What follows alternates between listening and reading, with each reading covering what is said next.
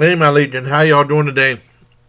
My friend Tony Talant asked, or sent me a request, I think last week, if I could do my thoughts on the Saw movie franchise. I said, sure, that's fine. And it's weird, though, because this franchise happened this century. So my personal history might not be the greatest, because some of the other ones I did, like Planet of the Apes, Halloween, Friday the 13th, are things I grew up with. So I had a rich personal history. It's not as rich with the Saw films, so I thought I'd include the related movies of this nature, the Hostel films. So I'll do the Saw franchise, and I'll do the Hostel franchise. How about that? Don't be so hostile. And whenever about like a year before the first Saw came out, I mean, I had a 2-year subscription I got for my birthday for Rue Morgue magazine, which is like a Canadian version of Fangoria. You know, I got tired of the magazine real quick because it seemed like they're all just snobs and saying most of these movies suck, and they talk down the horror film, the horror film enthusiast, for the most part. But they were talking about Saw, and they call it America Giallo. When Giallo is Italian for yellow, which is the color of the detective novels they had back in the 60s and 70s. Now, and that's a reference to Dario Argento used to do the Giallo movies, like Bird with the Crystal Plumage and Four Flies on Grey Velvet and stuff like that. And Professor Russo, which was Deep Red also. And they said this would be like an American version of that, but that term did not stick. The term torture porn stuck. I don't know what critic came up with that, but that stuck, and it classified the whole series of these type of films. And I remember Ebert and Roper, back when they had their review show, they reviewed it, and Roger Ebert said, I have a new term for movies like this, and he says, I'm going to call these movies vomitoriums. But that term never stuck. Torture porn stuck, and it's been sticking ever since. And I remember seeing the movie. I saw it. I got it on DVD. Most of these movies either I got on DVD or I rented on DVD for the unrated version because the MPAA cuts out too much. And if I was going to see it, I might as well see it unrated. And that's what they were banking on, for people to see the unrated cuts on these movies. And I saw the first one. I was very surprised to see Danny Glover in there, and very pleased too, because I haven't seen Danny Glover in a long time. I was a big Danny Glover fan, especially from like the movies like Lethal Weapon and stuff like that. And he was on the movie. I thought it was really good. I mean, I haven't seen these movies in a long time. A lot of these movies, I think, in a lot of ways, kind of like mesh together all, because after the first one, it's kind of like the same premise about them getting the people, them going through all these traps, and then the resolution, what happens. And that's what most of these movies are. Not that I didn't like them. I really thought the first one that was set kind of like in one setting was really good and surprised ending. And the weird thing is, talking about the Saw film, you can't really discuss endings and stuff that much because basically they're spoilers, kind of. But I really liked the first Saw. I give the first Saw a 10 out of 10. Now, I remember my one... when I was over with my Aunt Helens a long time ago, my one cousin, Sean, said he saw the movie and he said he hated it. And I said, well, I thought it was pretty good. And he said, dude, it took place in one room. And I said, well, not the whole thing, but it's like, it wasn't about the room, it was about the situation here and there. He just I like that. Because mainly my relatives hate horror films. And my sister doesn't mind them somewhat. And I know my brother-in-law kind of likes them too, but I mean, I'm the big horror film fan in my family, at least on my dad's side. I don't think anyone on my mom's side likes horror films at all. And like I said, 10 out of 10. The next one, Saw 2, had Donnie Wahlberg in as a cop, and he was in the third one too. I liked the second one a lot. It was a little bit, it went down a little bit, and basically it was really doing the Funhouse mentality where they have like this big area and they go through all these things. It was like being in a funhouse, kind of.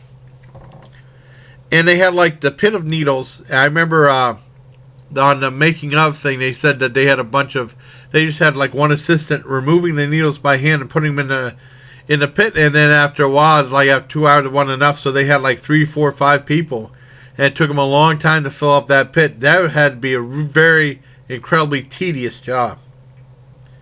I like that one too. 9 out of 10. Part 3 was more of the same, but a longer running time at full 2 hours. I like that one. About 9 out of 10. Part 4 was really cool. Like some of these, the plots are so complicated. And it's more about the traps, but I can't really talk about traps without spoiling stuff. I like Part 4.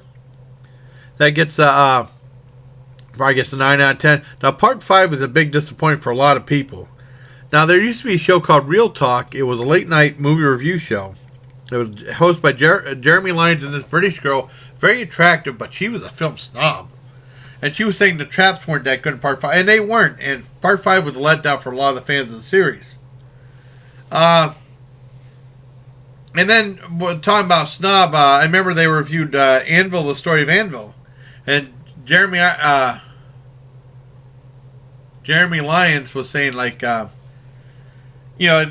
they were going through the whole line of their album, he said, I could care less. And he hated heavy metal. And then that British girl said, well, we have to take in consideration whether heavy metal is still an important form of music. And she said, I don't think so. I was like, kiss my ass, lady.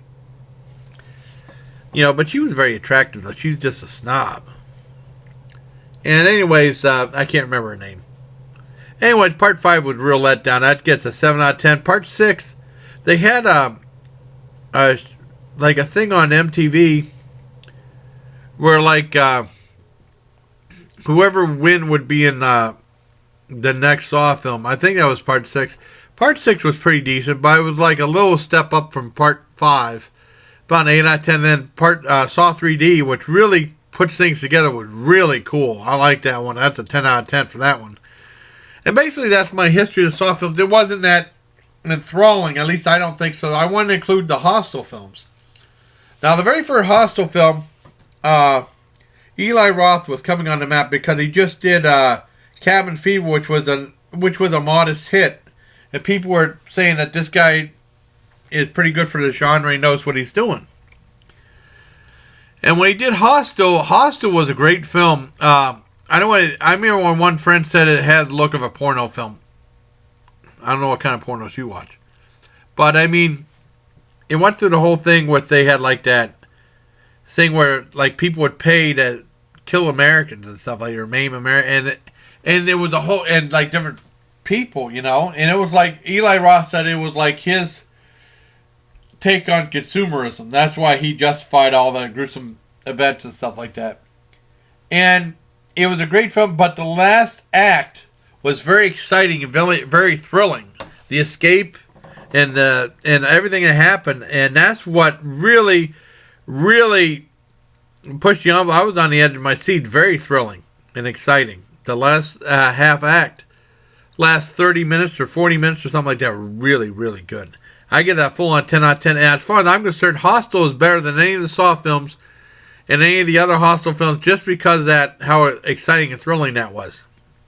Now, Hostel 2 had a really cool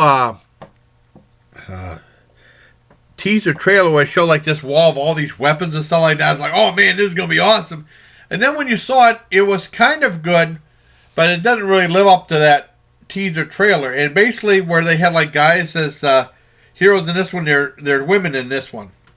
And it's pretty good. There's parts when it drags, but the one thing, scenes are pretty good.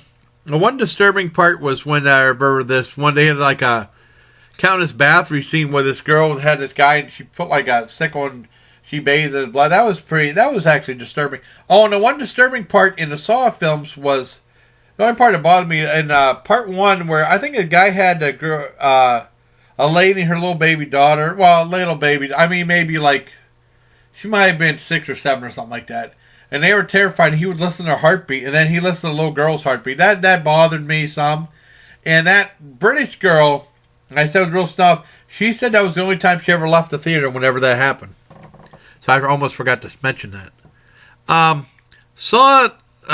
Hostel 2 was pretty decent. It wasn't quite, it was weird because Eli Roth was interviewed on Fox News, And the guy before he interviewed him told all the spoilers about all the gruesome stuff that happened in part 2. So I kind of rooted for everybody. And Eli Roth was understandably upset about that, you know. And as far as, you know, and that gets a 9 out of 10. It was pretty decent. Now, Hostel 3. I remember seeing on the news, it was ABC Nightly News. You know, they had like the ending segment, and they said they were talking about Chicago as being like the new movie mecca of the world. And they had a thing on there, and they said, now we're showing you behind the scenes footage of Hostel 3. It's like, Hostel 3, they're making a third one? And I never heard, I don't know, it must have went straight to video. I didn't hear about it or see in the theater until on FearNet back in 2013. I think it's when my dad, or 2012 or 2013, maybe 2012, I can't remember. But I remember seeing it, and it had that one guy that kind of looked like Michael Jackson from Nip Tuck in it. And a lot of people said Hostel 3 sucked. I will say it's very disappointing. It was only okay, but I mean, if it was just that, I'd get a 6.5 out of 10. But it had more surprises because I mean, you thought it was going to go this way, and then something different happened because they tried to do something different. It didn't really work, but there were lots of surprises in the movie that keep you interested. At least kept me interested. But it's definitely a one-time see. So I give Hostel 3, just because of those surprises, an 8 out of 10.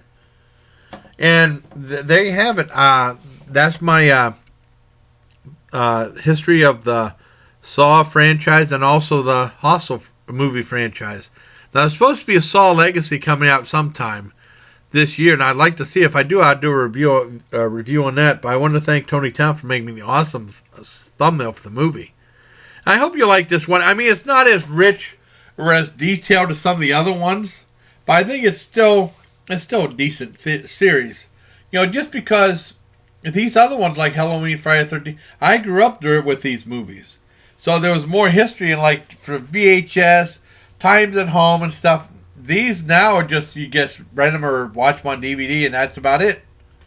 You know. But I hope you like this video. And until next time, bye please. Take care, my Legion. Alright, guys.